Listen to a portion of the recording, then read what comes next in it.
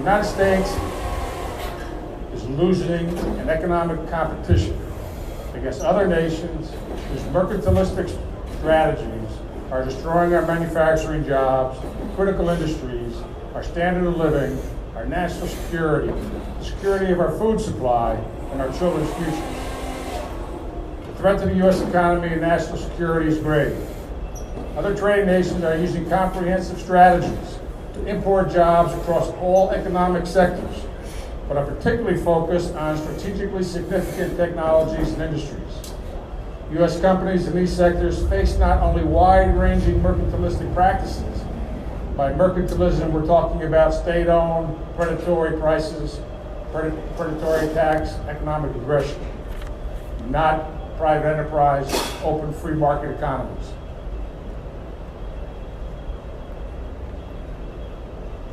U.S. companies in these sectors face not only a wide range of mercantilist practices and non-tariff trade barriers, such as currency manipulation, tariffs, and subsidies, but also more sophisticated and specific strategies aimed at identifying and acquiring or otherwise controlling critical technologies.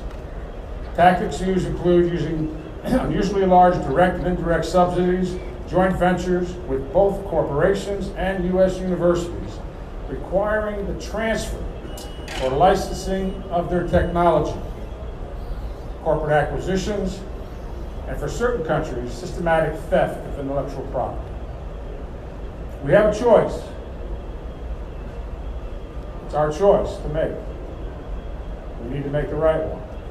The United States can continue to allow anything mined, manufactured, grown, or serviced to be outsourced to countries with predatory trade practices and policies. And by so doing, leave the United States dependent on foreign, sometimes adversarial, sources of critical components of military systems and equipment. Shut out of the industries of the future that create wealth and opportunity. And with ballooning foreign debt, unacceptably slow growth, and significant underemployment, fewer good-paying jobs, and growing income inequality. Or the United States can reassert itself as a great manufacturing nation and a producing nation with a rising standard of living for all. We can develop and implement a comprehensive strategy that that retains and reinforces our leadership in innovation, locates investment and production in the United States, and raises employment by creating good-paying jobs.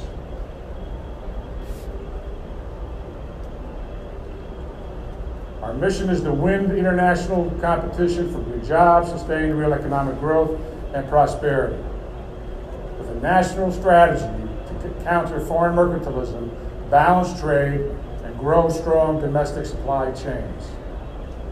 Now, what I want to do is get into what is going on with the administration, what you're experiencing, some of which is difficult to deal with. No more difficult than what we in the steel industry had to deal with when countries were dumping their product at predatory prices and destroying our profitability for the last 10 years. Everybody is impacted by this. All Americans are, our future is. Now, Trump is kind of a unique guy. He's not a politician, and it shows. He grew up in New York, and in New York, you kind of go at it. If somebody gives you a hard time, you give it right back times two. That's how he grew up.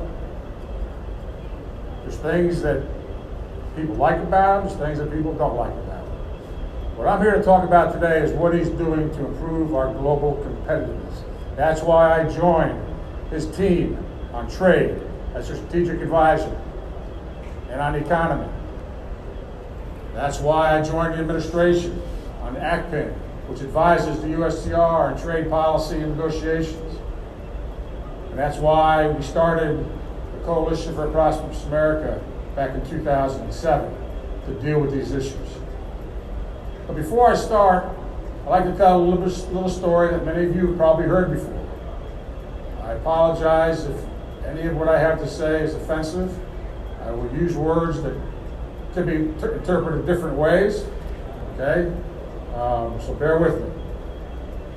But there's this old story, and it really describes what we're kind of having to deal with today. about this bird flying along in a blizzard. And the bird is just getting colder and colder and colder. Finally, it falls to the ground frozen. And it's dying. Out in the field, there's a herd of cattle.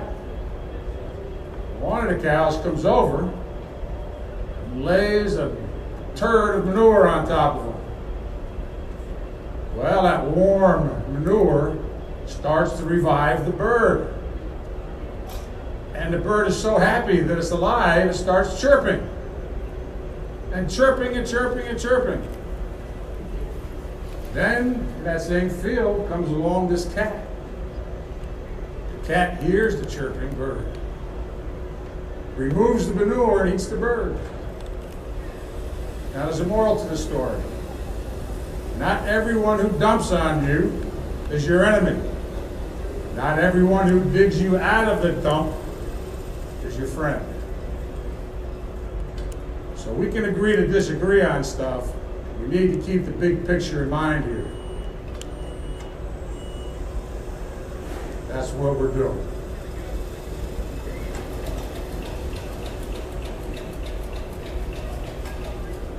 The book strategy that we worked on during the campaign and since then is to improve our global competitiveness as a country, as a nation, as a people. Like it or not, there is no such thing as world peace and kumbaya in the world. We want that, but we seem to keeps eluding us from decade to decade. The hard reality is there are things that are going on in the world that if we don't check and stop and reverse, will do us extreme harm and damage.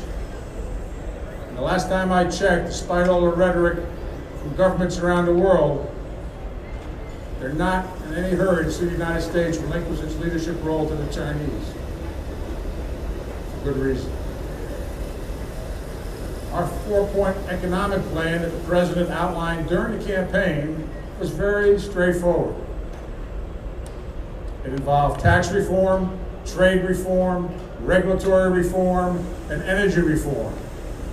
It also involved rebuilding our infrastructure, because without a 22nd century infrastructure, you can't be a globally competitive economy and nation. Ports, bridges, roads, airports, air traffic control systems, you name it.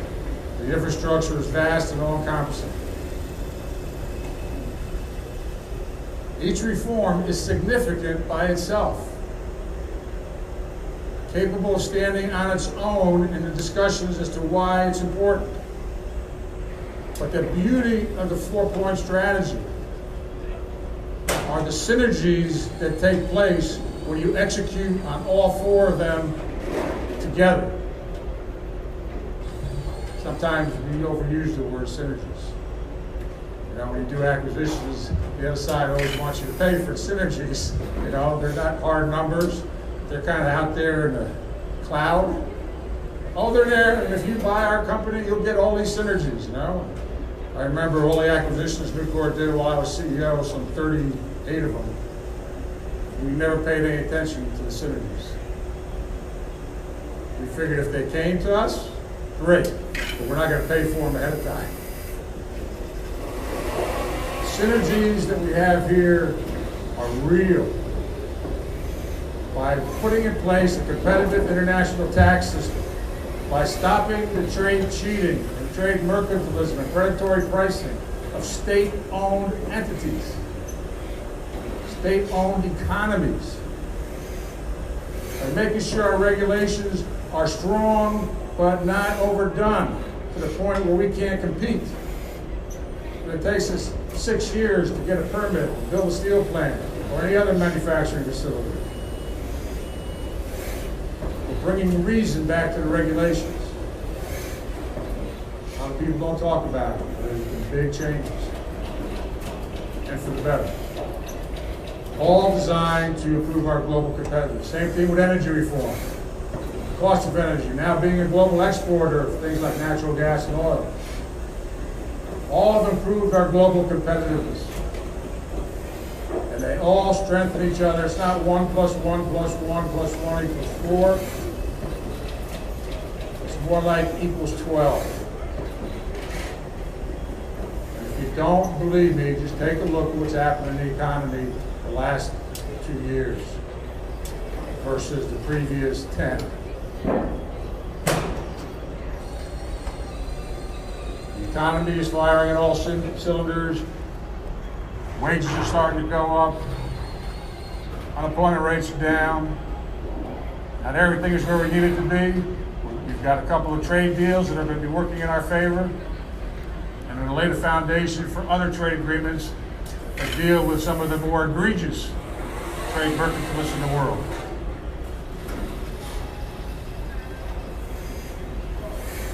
I don't believe it takes a rocket scientist to see how these 4 areas, when done properly, to improve our competitiveness globally, provide us with those huge synergies and the opportunity to improve our global competitiveness.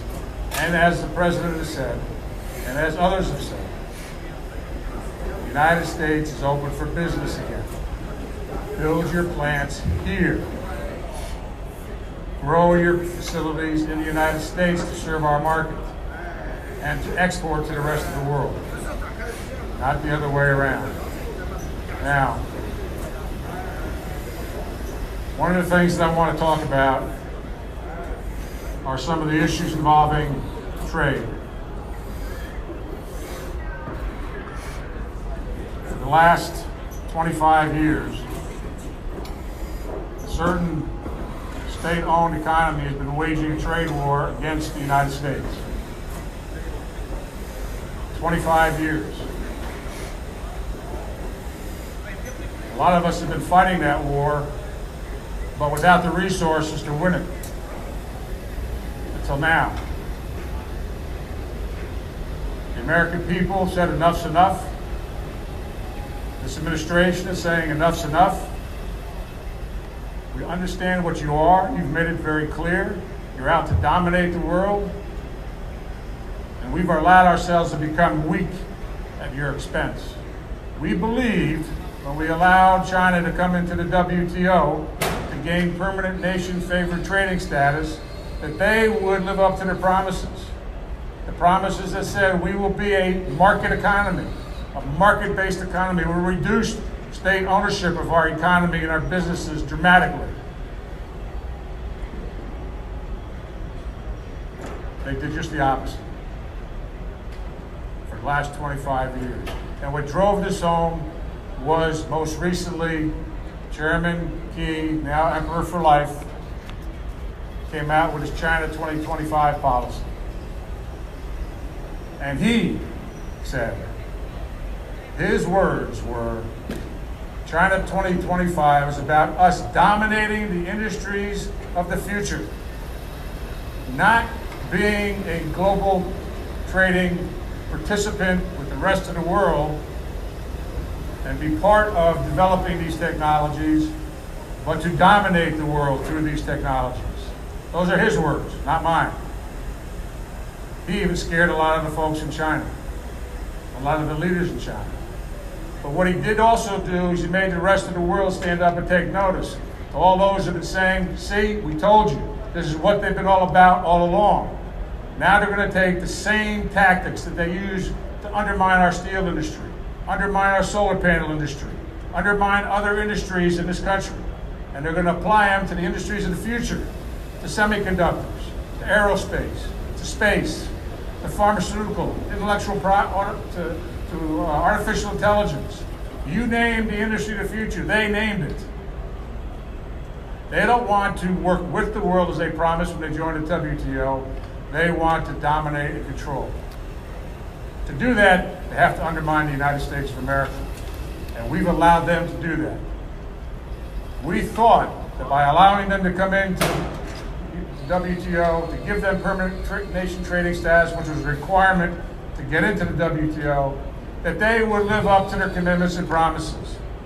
And now they've made it very clear they are going to do just the opposite, and they're going to repeat the same strategy that's worked for them so well over the last 25 years. And what this president is saying, what the American people put him in office to say is, enough is enough.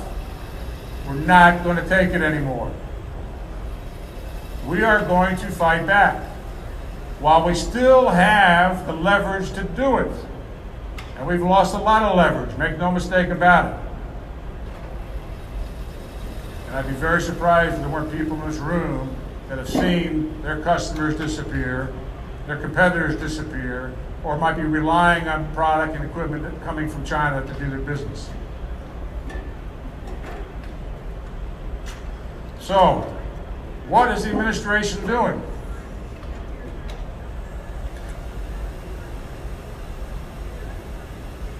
Well, you've heard about the 232. You heard about the 301.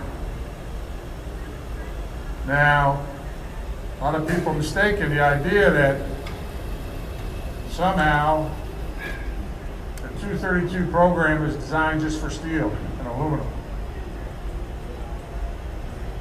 That's completely untrue. When Secretary of Commerce Wilbur Ross came out and announced 232 actions because of the threats to our national defense, he mentioned 9 strategic industries. Oh, they just happen to be the same ones the Chinese said they were going to dominate China 2025. Steel and aluminum were just the first because they're the ones that have been under attack the longest. But the 232 program, make no mistake about it, is about national defense. And I defy anybody to make a serious argument that you can be a leader, one of the leaders, the leader of the world if you don't have a strong manufacturing base and you don't have a strong steel industry. It's not going to happen. You want proof?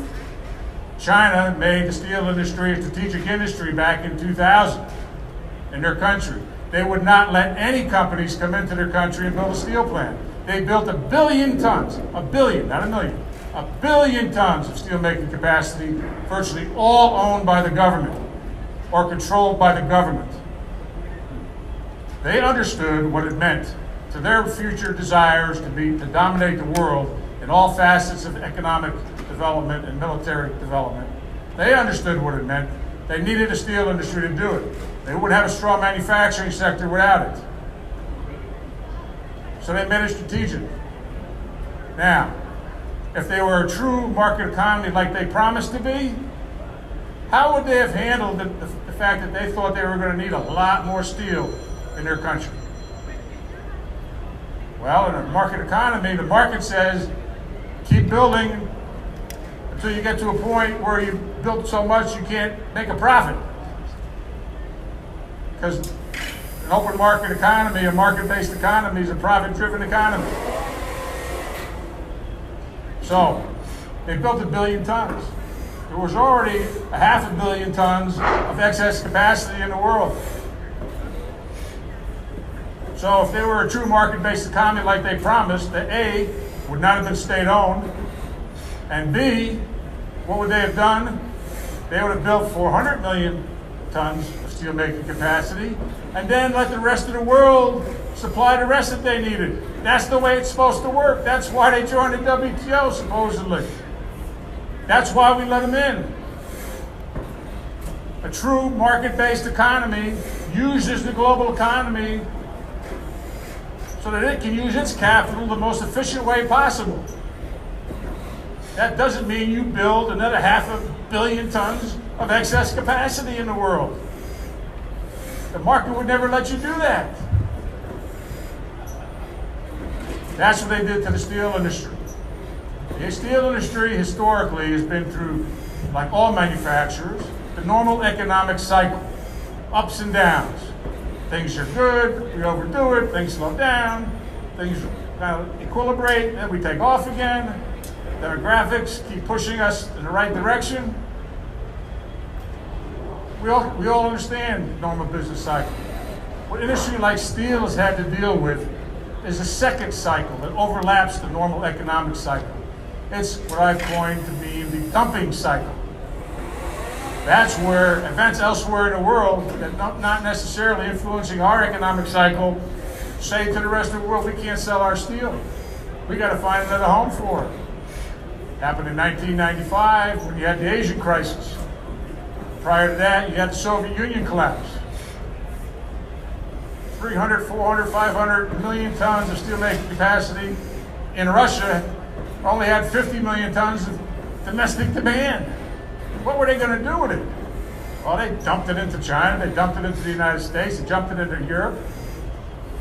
And then you had the Asian crisis. So they couldn't take it anymore. So where'd they send it to? They sent more of it here because we're the truly only open market for steel in the world. The rest of the world has various controls, non-tariff trade barriers to moderate it. It all came here. What happened? 38 companies went out of business in 2001, 2002. So the global industry went to its leaders and said, we need to do something about this excess capacity. Governments of the world, especially those that own your industries, need to allow us to consolidate the global steel industry, take out the excess capacity, be 100% or near 100% privately owned, i.e. investor owned versus government owned. Prior to us doing that and getting the world's governments to cooperate, including what we did with the 201 with President Bush, it only lasted 18 months, but it was there for the critical period necessary to do the global consolidation. What that allowed us to do was to take a steel industry that was 65% government owned in the world, 65% owned by the governments of the world, and turn it into an industry that was only 15% owned by the governments of the world. 15%. 85% dominated by for-profit, investor-owned companies. Market-based economy, steel industry. And things started to take off and do really well for everybody, including our customers. Then China decided they're going to make a strategic industry out of steel. They built 1 billion tons. And where are we today? Where have we been since 2010? 2008? We're back to where we've got 65% of the world steel industry owned by state government, federal, state governments, state-owned, country-owned governments, principally China. Now we're back into this massive oversupply, which never should have been there to begin with if they truly lived up to their promises to be a market-based economy and play by the rules of trade. Now, I'm not going to get into how they got away with it, except to tell you that everybody involved is to blame. The WTO, the United States, everybody who thought that this was going to be a great thing and open up their markets to the world, as opposed to being a market where they just exported back to their home country that manufacturing used to be and destroy their industries. So here we are today. We got a steel industry that's very capital intensive. One of the most capital intensive industries in the world. Same thing with aluminum.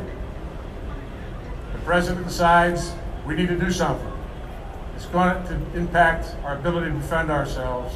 Our supply chains are in trouble. The steel industries are in trouble. A lot of our manufacturing sectors are going to be threatened if they're not already. So the first action out of the box was a 232. Again, the first 232 action was on steel and aluminum. Why?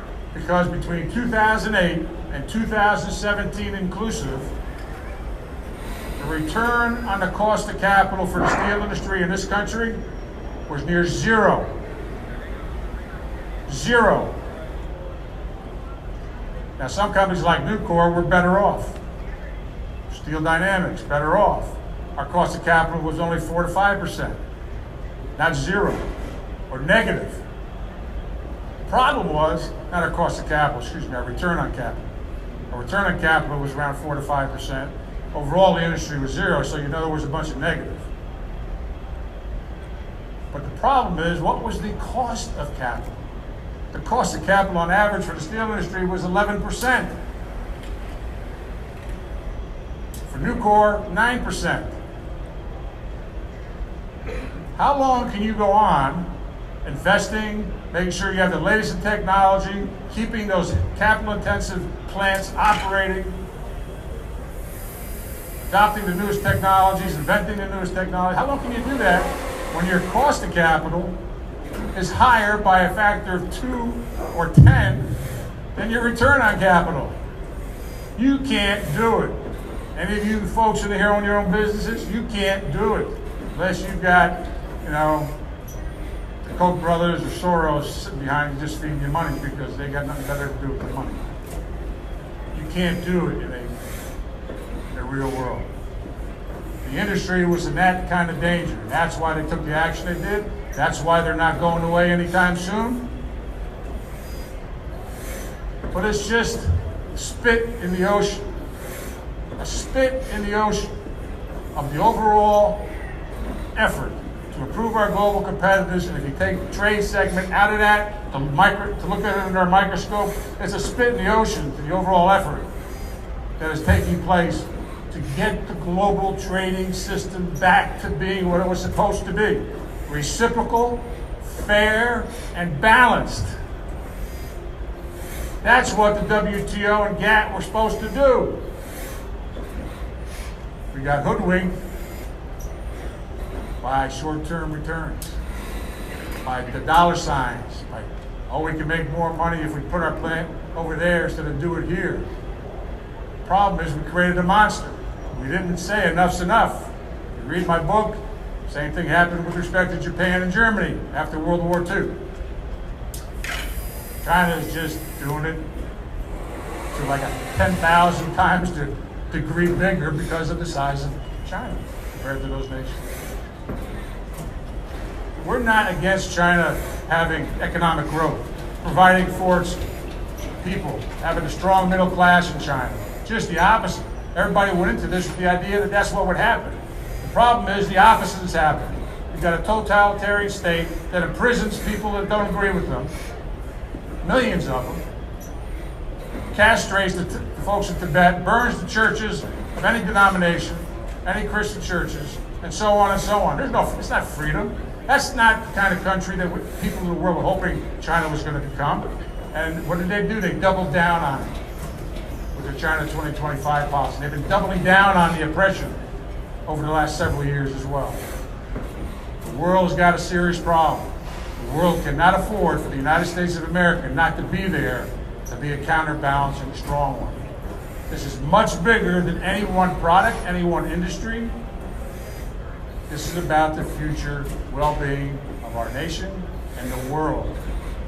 And you watch, more and more nations in the world are going to be jumping on our bandwagon. 232 steel and aluminum, now automobiles. Well, what does that mean? Well, our automobiles are a strategic industry for our country to be able to have a strong national defense and supply chains to support it. That's being determined. But we also looked at aerospace. That's one of the other ones that's in that list. And pharmaceuticals is on that list. And artificial intelligence is on that list. And semiconductors is on that list. Happens to be the same list that China 2025 has. No surprise there. It's how you go about doing it that's the critical issue. And whether you're doing it in conjunction with the world or at the expense of the world.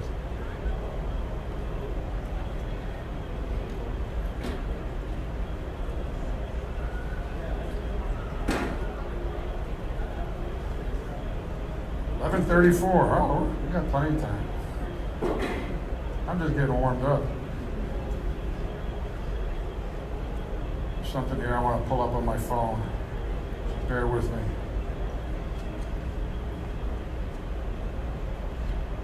There it is.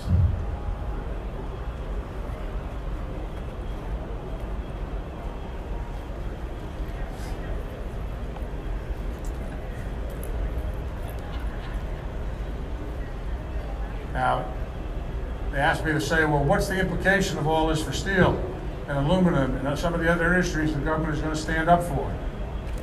Remember now, we have been in a trade war for 25 years that we didn't start. Just the opposite. We did everything we could to help China grow and prosper. And so did our multinational companies. So did our government and the government of the world.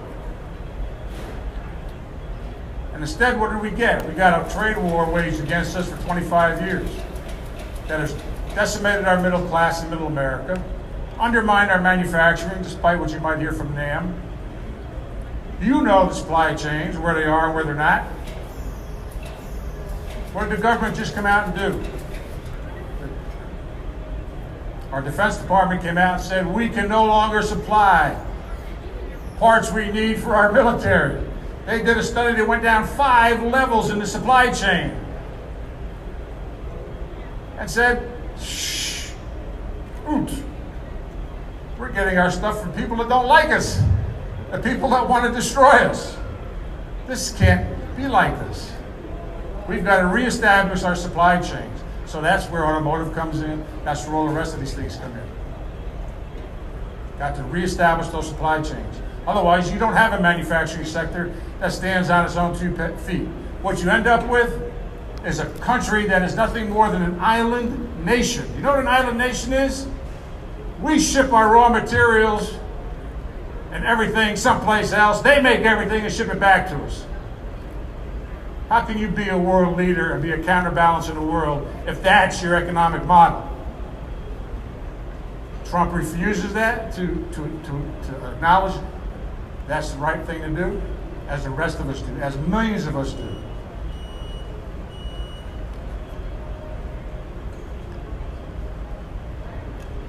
Well, I do want to leave some time for Q&A, but I do want to talk about the Coalition for Prosperous America. That's the CPA, which I'm chairman of, which we started back in 2007. Why? Because the business roundtables of the world, the NAMs, the U.S. Chamber of Commerce's, we're all out there supporting the multinational, being China enablers and not standing up for domestic manufacturing and the future strength of our economy. Everybody said we don't need manufacturing. We can be a service-oriented country. We can be prosperous and be a global leader through services. Yeah. What are services? Front desk jobs at the hotel. Phone banks. Restaurant jobs. Do you know that of all the jobs created between 2008 and 2016, 65% were in low-pay, low-hour service jobs. What does that mean? Low pay, less than 18 bucks an hour. Low hour, less than 30 hours a week. That's where the jobs are being created. Not in the high-paying manufacturing side and those companies that live off the manufacturing and the whole supply chain. Trump is changing all that. Whether you like him or not, you've got to understand that this is about something bigger than one person. This is about the future of our country. This is more than one industry.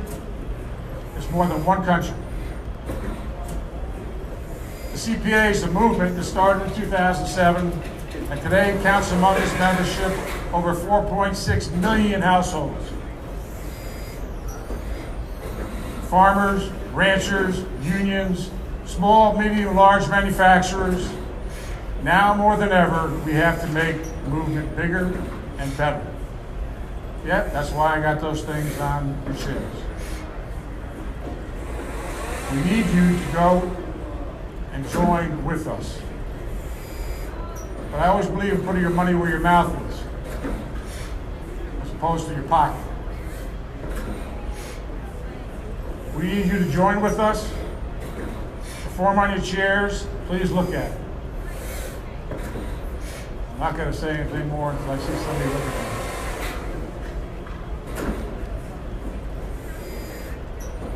Grab your pen.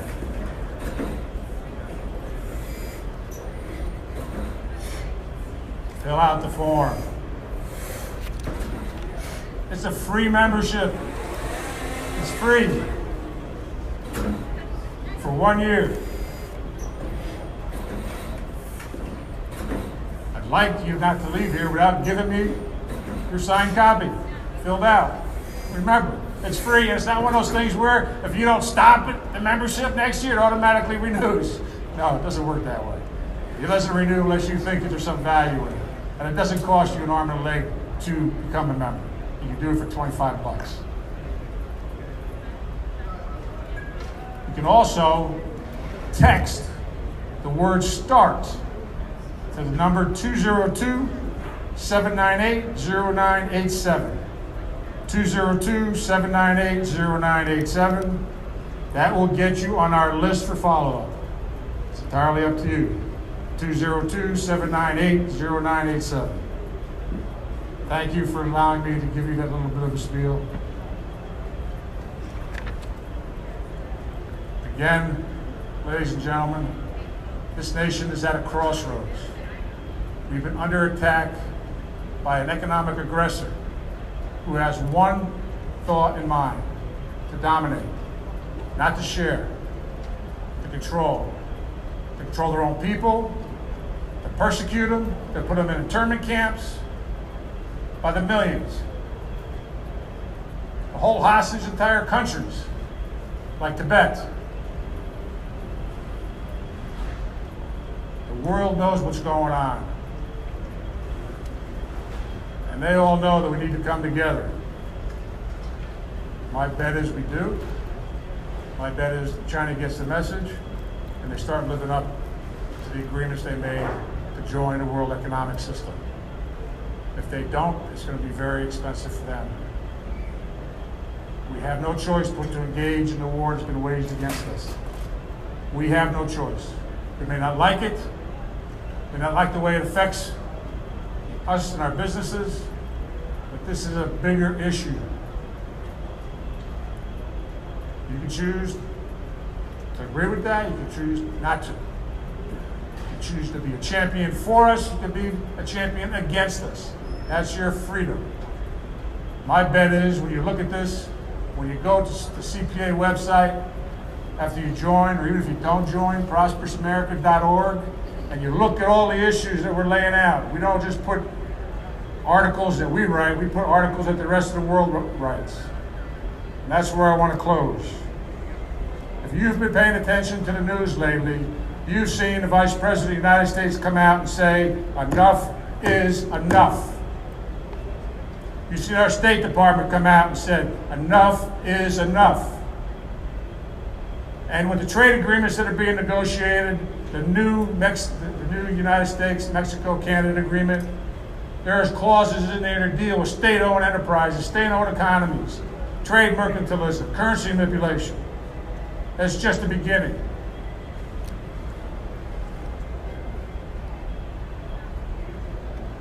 Let's see. White House report, China's trade domination hinders U.S. manufacturing base.